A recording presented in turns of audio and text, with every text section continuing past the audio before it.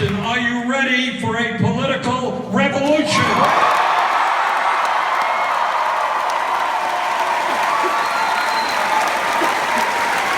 Well, you come to the right place.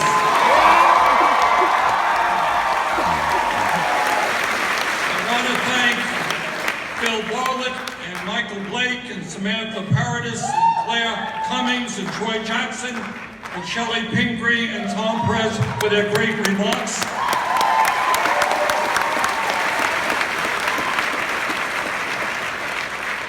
Now, as New Englanders, we are kind of a blunt people.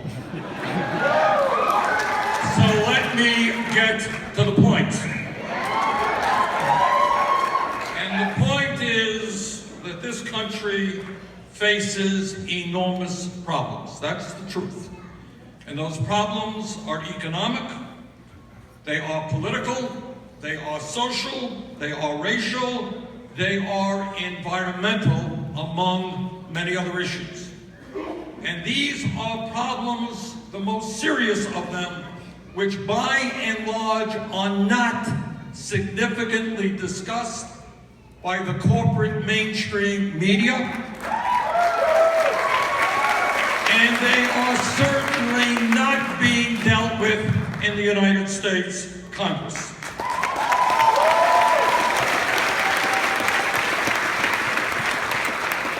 We change this country when we have the courage to be honest, when we understand that the problems that we face are caused by human decisions and they can be resolved by other human decisions.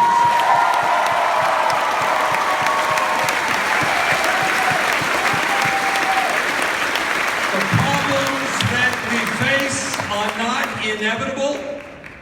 They are not God-given. If we stand up as a people, if we become involved in a way we have never been involved before, if we have the guts to take on some very powerful forces in this country, if we do not allow demagogues to divide us up by race, religion, gender, national origin, or sexual orientation,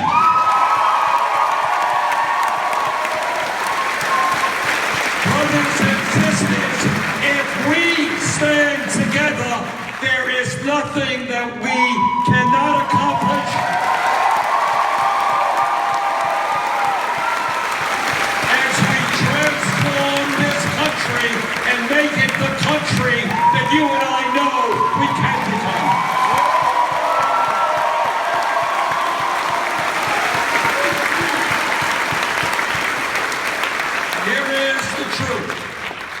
It's a painful truth, but it is a real truth, and that is that today in Maine, today in Vermont, and today all over this country, millions of people are hurting, and they are hurting very badly.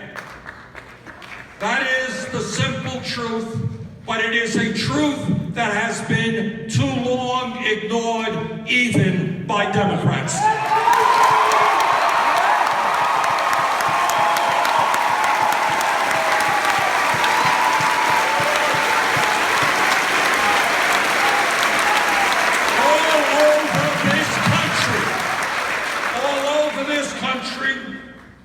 People are asking if there is anyone in Washington, anyone in the media, anyone in the establishment who understands what it is like to work 2 or 3 jobs, become exhausted, and not have time for your kids.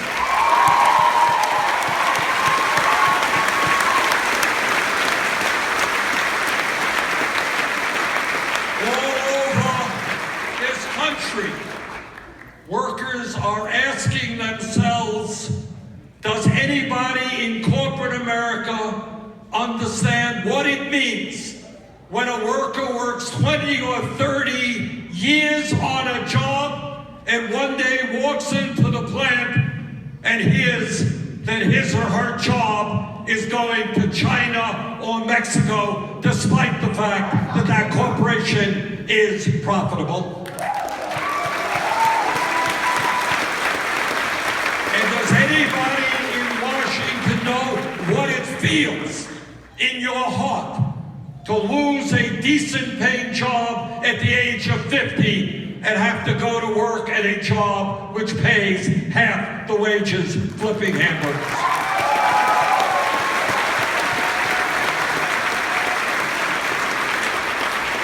Does anybody know what it means to be 60 years of age, to have worked hard for 40 years, and as you approach retirement, find out that you have virtually nothing in the bank and you are scared to death about what faces you?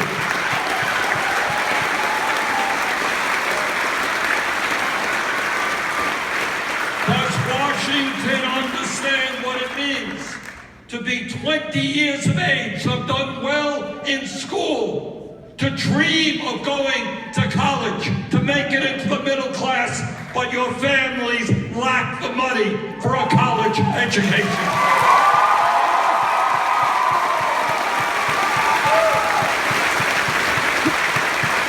Does anybody talk about the fact that in minority communities across this country, youth unemployment is 20 or 30%, and people are seeing their young men end up in jail, not in higher education?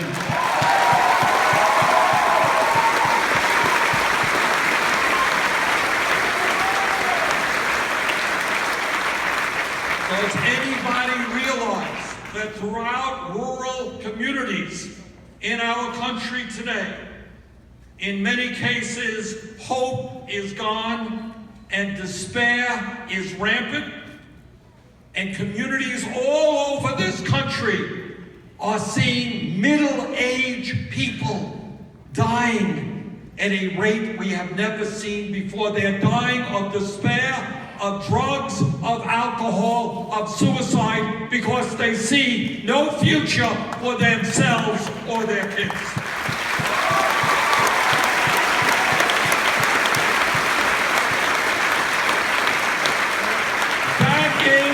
Much more an important reality in America. We cannot push that reality under the rug. We have got to have the guts to deal with it and take on the powerful people who are responsible.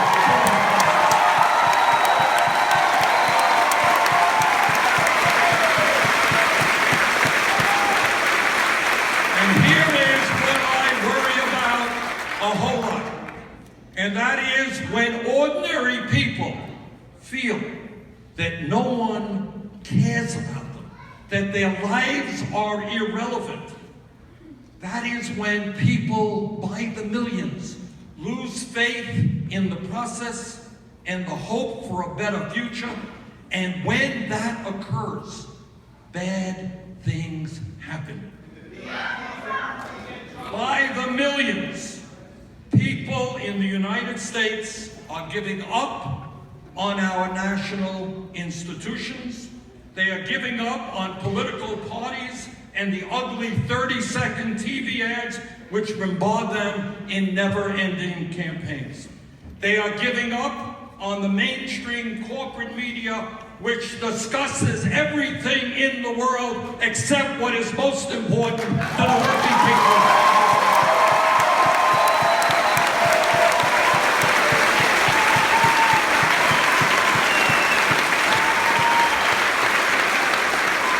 And most frighteningly, millions of people today in this country are giving up on the whole idea of democracy. Last November, when Trump won, please do not forget that only 55% of voting age citizens cast ballots, 45% did not. That that election was one of the lowest voter turnouts of any major country on earth, and it is the lowest in the presidential elections since 1996. Trump may have won the Electoral College and Clinton may have won the popular vote. But the truth is that most people did not vote. That was the single largest factor. 45% of people did not vote. They refused to vote. Even worse, in the midterm elections of 2014, and we're coming up to midterm elections in 2018. In 2014, when the Republicans captured the U.S. Senate, only 36% of eligible voters participated in that election. Almost 2 out of 3 Americans did not vote, and the overwhelming percentage of low-income and working-class people did not go to the ballot box. The turnout for a midterm election in 2014 was the lowest in 72 years and 5 points lower than the previous midterm election. And then you think about it, the turnouts in local elections, the mayor, city council, school board, turnouts for primaries are even lower than that. Our job, it seems to me, is not complicated. Our job is to revitalize American democracy. Our job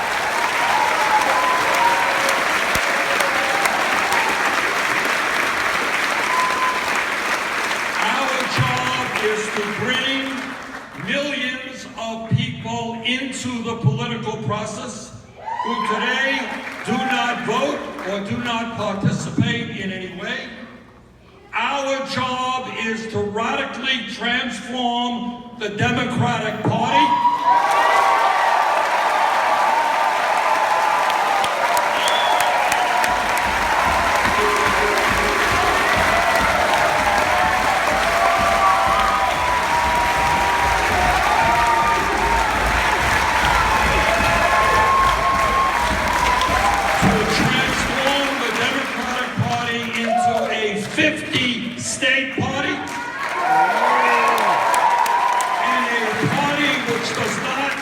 Which does not continue to ignore half of the states in our country, including some of the poorest states in America.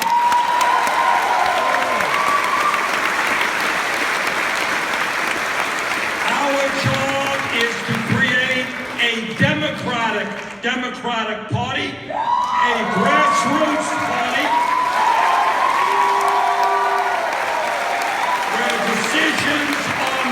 where decisions are made from the bottom on up, not from the top down.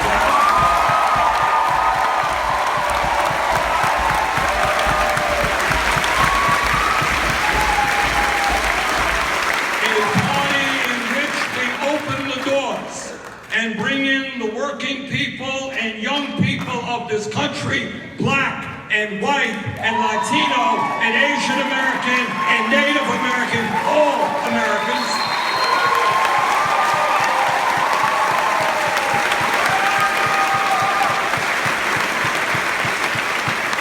But we will not succeed if we simply open up the doors. That's important, but it is not enough. The Democratic Party must make it clear to every working person in this country, whether they are currently Democrats, Republicans, or Independents, that this party is prepared to take on the greed of the billionaire class.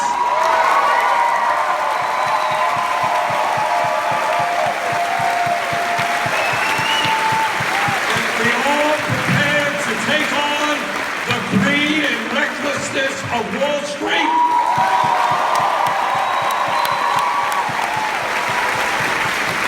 Greed of corporate America, the insurance industry, the drug companies,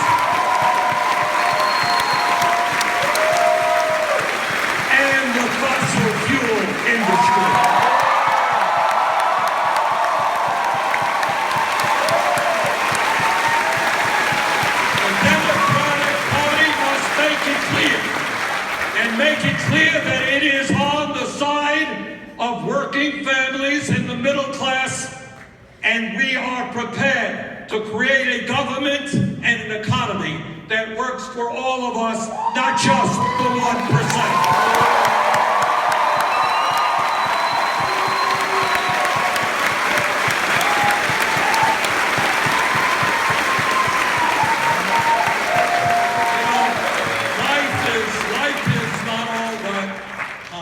Every person here, every person in America wants to earn enough income and have enough money in the bank to be able to take care of their families, to have a secure retirement, to be able to leave something to your kids when you pass on. That is natural. That is what people want.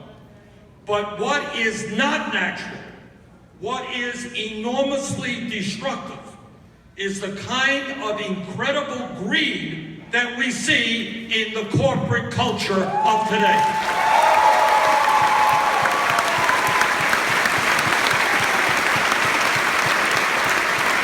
This is a greed which is undermining our economy and undermining our democracy. There are families in America today that have billions of dollars in wealth, who have assets that will enable their kids and grandchildren and great-grandchildren and on, to live with a very high standard of living. Yet for some of these families, people worth billions, their greed has no end. They want more and more and more, and they are prepared to do anything to anybody to get it all.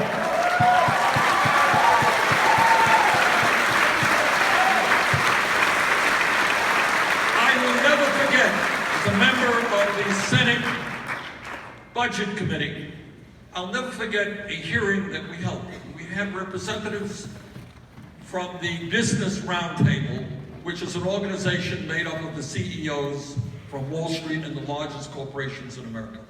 And this guy who represented them, their lobbyist, came in and he said, well, we think you should cut Social Security and Medicare and Medicaid, and by the way, give large tax breaks to the wealthy and large corporations. Well, we did a little bit of research before that hearing, and it turns out, not surprisingly, that virtually every CEO in the Business Roundtable had millions of dollars put aside in their contracts, so when they retire, they will get unbelievably large retirement benefits.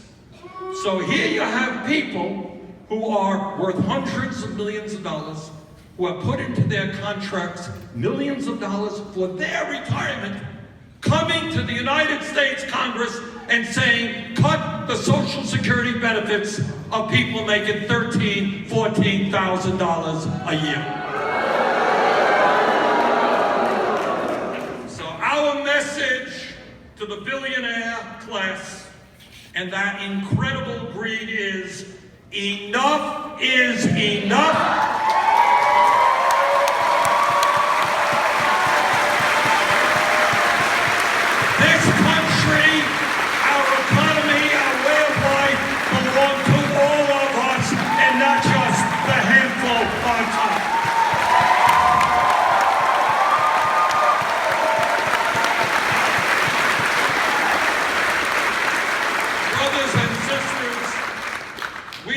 Today, in the wealthiest country in the history of the world, we are not a poor country. But most people don't know that. They don't know that reality because almost all of the new wealth and income being created is going to the people on top. As the wealthiest nation on earth, we should not be the country which has more income and wealth inequality than any other major country.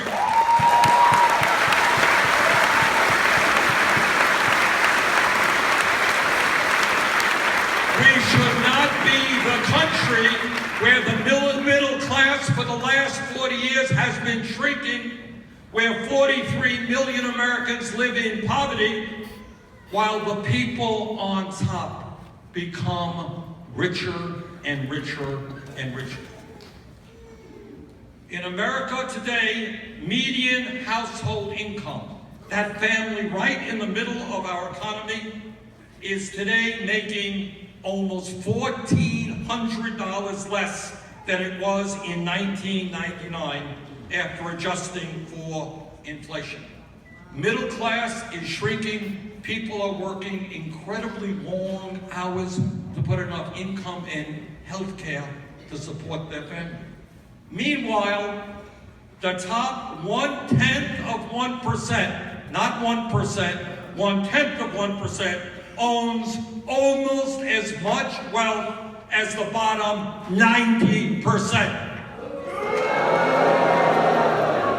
This is not only an economic issue, brothers and sisters, this is a moral issue.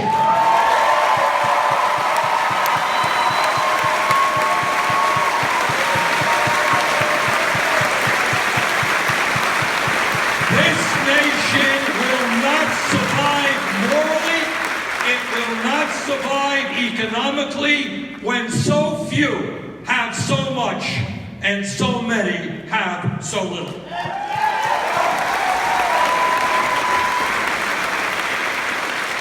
We as a nation, people in Maine, the people in Vermont, people all across this country, have got to decide whether we think it is acceptable that the 20 wealthiest people in this country today own as much wealth as the bottom half of America. Or whether it is acceptable that one family, the Walton family of Walmart, now owns more wealth alone, one family, than the bottom 42% of the American people. The very rich are becoming phenomenally richer. In the last 17 years, since 2000, we have seen a 10-fold increase in the number of billionaires in this country, and yet we have veterans sleeping out on the street and children in America going hungry. Not acceptable.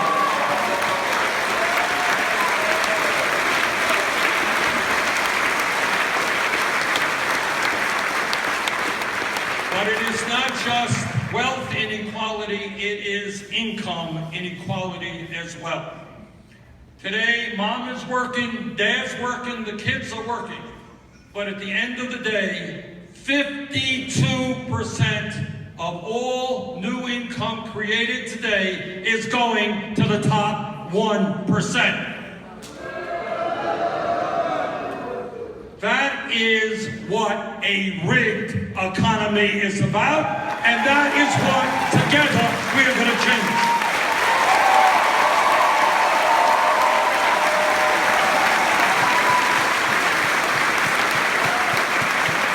But we are confronting not only a rigged economy, we are confronting a corrupt political system. It is a system which, because of Citizens United, billionaires like the Koch brothers and others are able to spend hundreds of millions of dollars to elect candidates who represent the wealthy and the powerful. And let me tell you something that you may not know. The Republican leadership and the Koch brothers are not content with Citizens United that allows them to spend unlimited amounts of money in political campaigns. Not good enough for them. They want to do, the Republican leadership in Congress wants to eliminate all campaign finance limitations, which will mean that the Koch brothers will not just do independent expenditures, they will be able to give donations directly to the candidate. What that means, I want you to know what that means. It means somebody running for governor, senator here in Maine, they give them a check for $20 million and say, you know what, you work for me. There's your campaign manager, there's your media person, there is your speechwriter. You are an employee of mine. If we do not stand up and overturn Citizens United, demand a democracy of one person, one vote,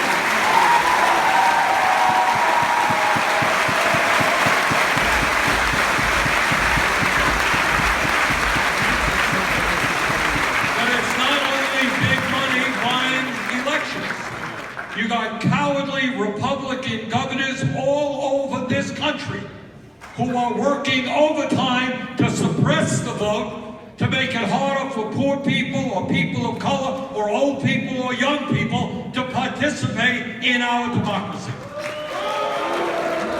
And I say to those cowardly Republican governors, if you don't have the guts to participate in free, open, and fair elections, if you don't have the courage of your convictions, get out of politics and get over it.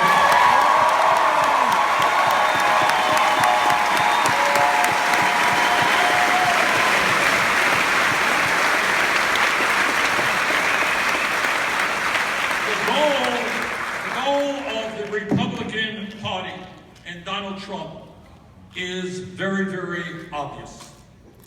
They want to get rid of virtually every major piece of legislation passed since the 1930s, which protect the interest of working people, children, seniors, and the sick. That is their goal. That is the script written for them by the Koch brothers and other billionaires. They want tax breaks for the very wealthiest people in this country, and then they want to chip away at Social Security, Medicare, and Medicaid.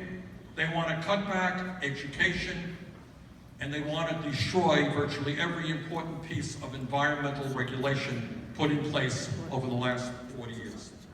They want massive increases in military spending, but they also want to eliminate after-school programs. They want, as you have heard, to end the Meals on Wheels program. Now, I know in Vermont, and I'm sure it's the same in Maine, you got a lot of senior citizens who have very little money. And Meals on Wheels provides them the one hot, nutritious meal they may get in a day. Can you imagine Republican leadership wanting to give tax breaks to billionaires and cut back on the Meals on Wheels program and after-school programs and nutrition programs for pregnant women? What kind of morals do these people have? And let me make it clear to Governor LePage and to right-wing governors across the country, and to President Trump and the Republican leadership in Congress, our vision for the future of this country is a very different vision than yours, and our vision,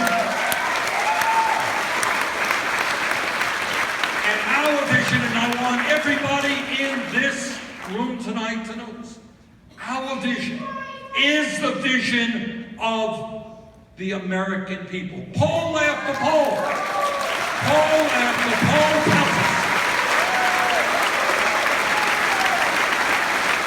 you can go to the most conservative parts of America and you ask people whether they think it makes sense to give tax breaks to billionaires and cut Social Security and Medicare and Meals on Wheels and after-school programs, and people will look you in the eye and say, are you crazy?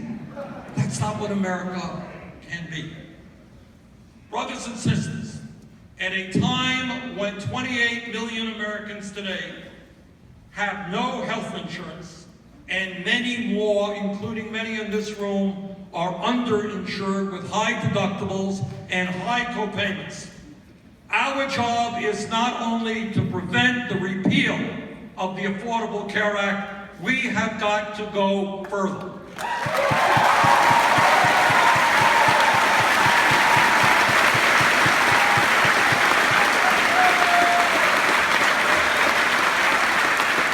It is not acceptable to me, it is not acceptable to you, that we remain the only major country on earth not to guarantee health care to all people as a right.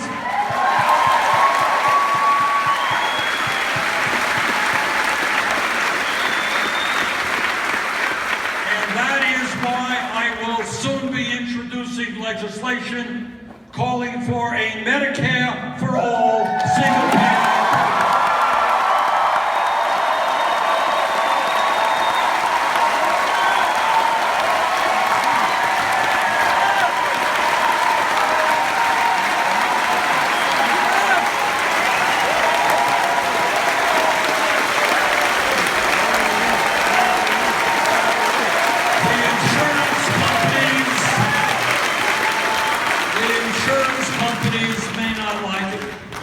And the drug companies may not like it, but it makes,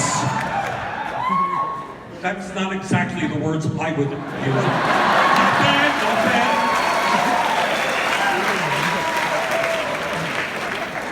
But it makes no sense that we end up spending twice as much per capita as our Canadian neighbors, 3 times more than many per capita, more than many of the countries in Europe, all of whom guarantee health care to all of their people. Makes no sense. The United States must join the industrialized world. Health care is a right, not a privilege.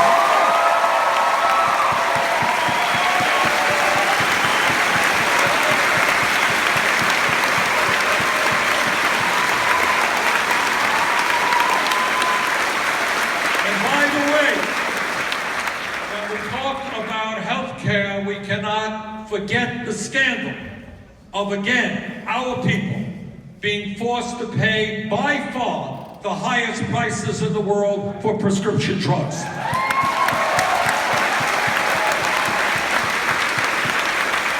Here is how crazy this situation is. 1 out of 5 Americans under 65, they go to the doctor because they're sick, they get a prescription, they can't even afford to fill that prescription because the prices are so high. Today you can walk into a drugstore and the medicine you've been using for years, you'll find the price is double or triple, no laws to protect the American consumer. Well, we got news for the drug companies, and that is not acceptable that 2 years ago, the 5 major drug companies made $50 billion in profit. Meanwhile, senior citizens in Maine and Vermont are cutting their pills in half. We are going to take on the drug companies, lower the cost of prescription.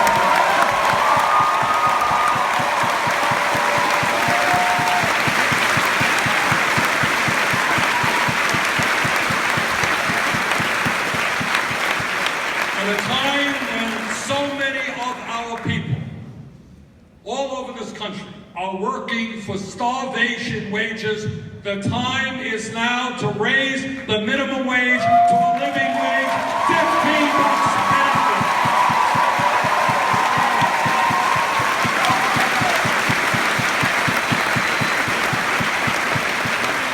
It is not a radical idea to say that in Vermont or in Maine, if you work 40 hours a week, you should not be living in poverty.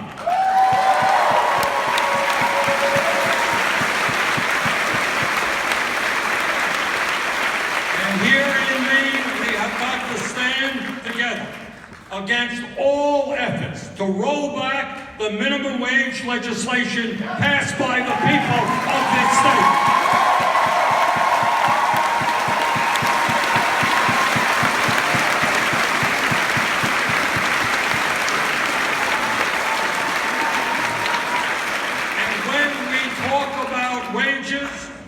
We must not continue being a nation in which women earn 79 cents on the dollar compared to men.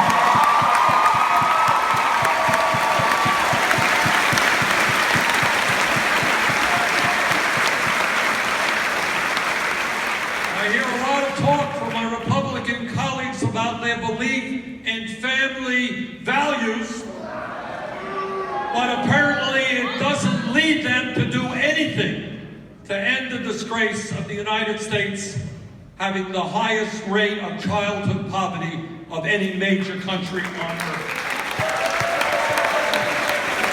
Working mothers in Maine and Vermont cannot afford to pay $10,000 or $15,000 a year for child care. We need universal child care.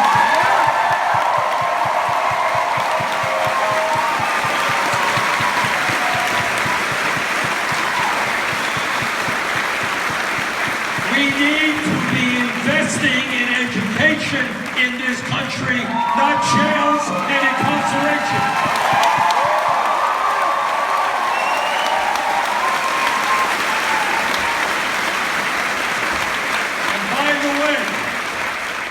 In a competitive global economy, we need the best educated workforce in the world. We need to make public colleges and universities tuition free.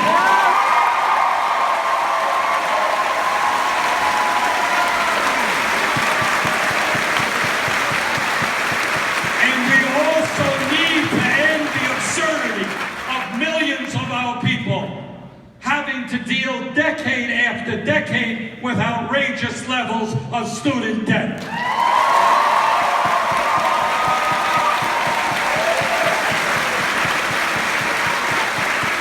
We should not be punishing people for getting the best education they can. We should be rewarding them.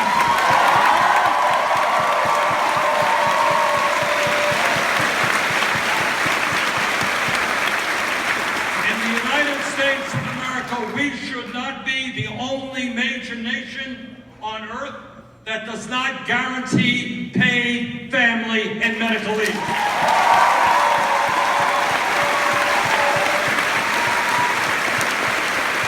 How absurd it is that poor countries all over the world know that when a mom has a baby, she has the right to stay home with that baby, love that baby.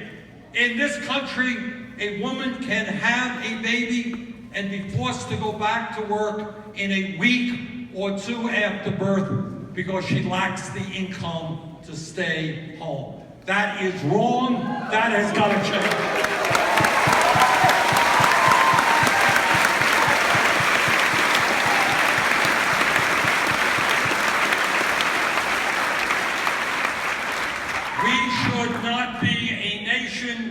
In which we have more people in jail than any other country on earth.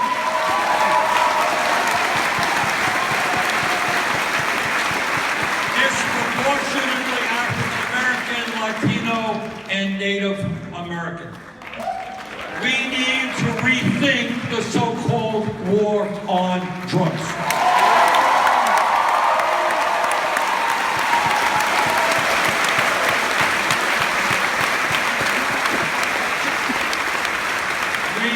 Not be a nation in which 11 million undocumented people are forced to live in the shadows and live in fear.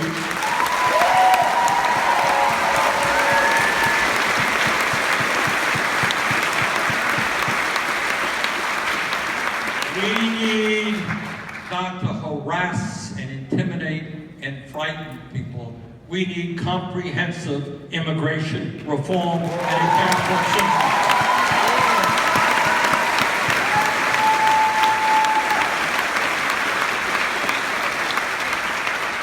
We have already heard this evening about the absurdities of Trump's policies, but one of them is particularly embarrassing.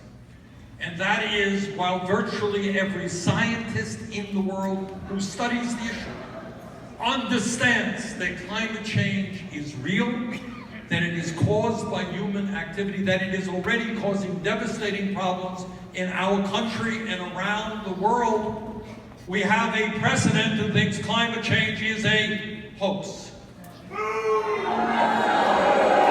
President Trump listened to the scientists and not the lobbyists from the fossil fuel industry.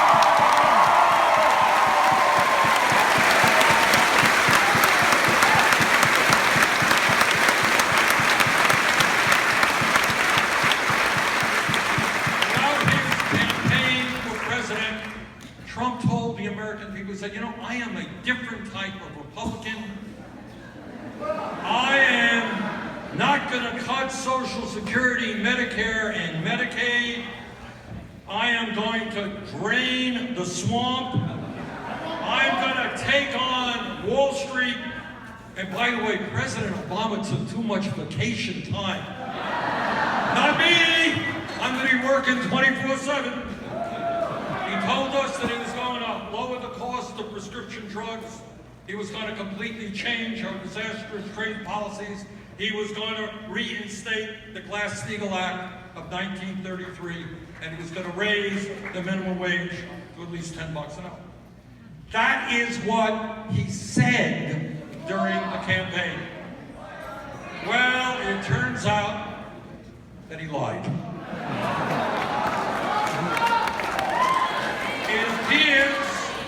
It appears that he never had any intention of standing up for working families.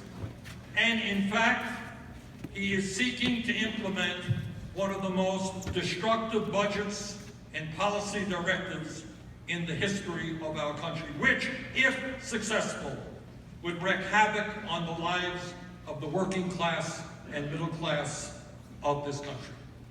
President Trump, you are not protecting working people when you support a health care proposal which provides $300 billion in tax breaks for the top 2%, throws 24 million people off of health insurance, defunds Planned Parenthood, cuts Medicaid by $800 billion, and raises premiums for senior citizens to a very significant degree.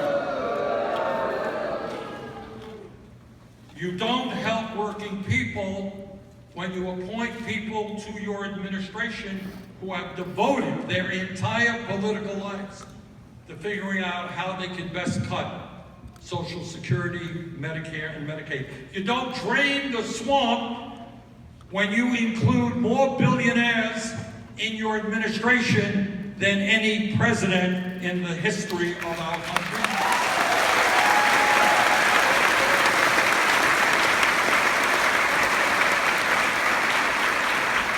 You don't help working families when their relatives are suffering with cancer and diabetes, and yet you slash funding for the National Institute of Health by $5.8 billion.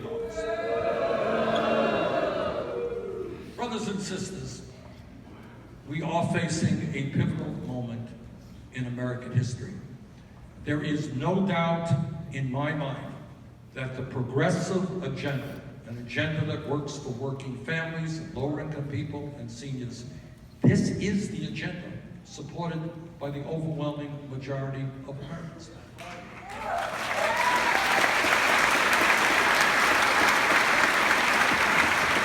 But in order to implement that agenda, we need your involvement and the involvement of millions of people throughout this country. In this room tonight, there are people who should be ready to run for city councils all over the state, the school boards all over the state, the state legislature all over the state, the Congress, the U.S. Senate, whatever.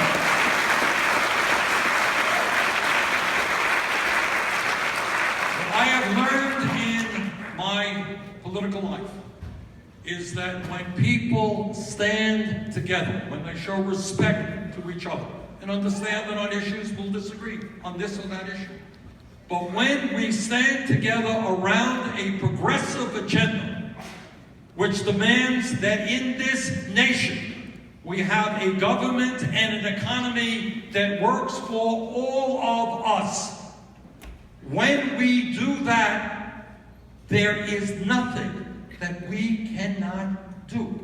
So my plea to you tonight, and we're beginning to see this. We're beginning to see all over this country, you know, Republicans used to have their town meetings and 30 people who come out talking about how they got to cut Social Security, Medicare. Suddenly these guys are facing 1,000 people who say you're not going to take away health insurance.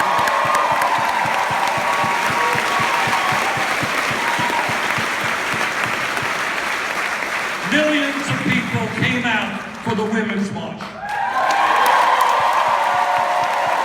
Hundreds of thousands of people are coming out for rallies all across this country. We are the majority of the American people. The American people do not want billionaires to get tax breaks. They don't want to see our environment destroyed. They don't want to see nutrition programs cut for hungry kids. We are the majority. It is time we flexed our muscles